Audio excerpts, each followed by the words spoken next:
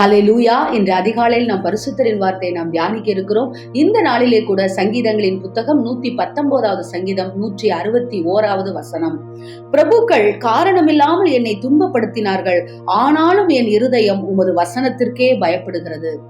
ஆம் தேவஜனமே, எந்த காரணம் இல்லாமல் இதோ நாம் அதிக பாடுகளை வேலை ஸ்தலத்திலும் ஏன் நாம் இருக்கிற இடத்திலும் கூட அநேக வேதனைகள், அநேக பிரச்சனைகள், நமக்கும் அந்த பிரச்சனைக்கும் சம்பந்தமே இல்லாமல் இருக்கலாம்.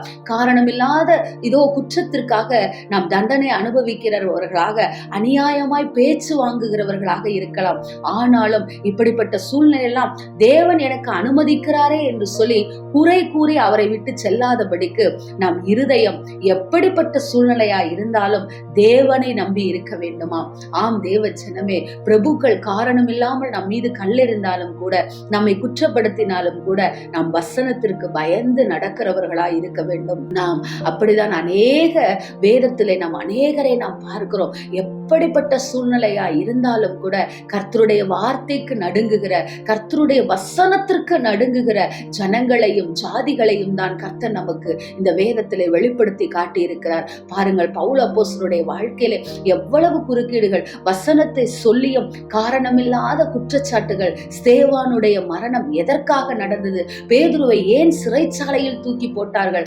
ஆனாலும் அவர்கள் எல்லாம் எந்த சூழ்நிலையிலும் ராஜாங்கத்தை பார்த்தோ, ராஜ்யத்தை பார்த்தோ, அதிகாரத்தை பார்த்தோ பயப்படாதபடிக்கு கர்த்தருக்காக மாத்திரமே பயந்து வாழ்ந்தபடியினால் இதோ அவர்களுடைய பெயர் பரலோகத்தில் எழுதப்பட்டிருக்கிறது. தேவஜனமே, இன்றைக்கும் உங்கள் வாழ்க்கையிலே அநேக போராட்டங்கள் நீங்கள் போராடலாம், அநேக பிரச்சனைகளுக்குள்ளே நீங்கள் வாழலாம். இதோ காரணமே இல்லாத காயங்களோடு நீங்கள் வாழ்ந்து கொண்டிருக்கலாம், அவமானப்பட்டு அசிங்கப்பட்டு இருக்கலாம்.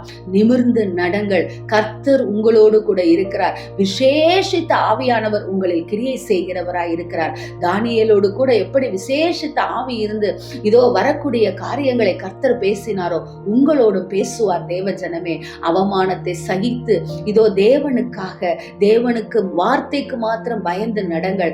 பெரிய காரியங்களை கர்த்தர் செய்வார்.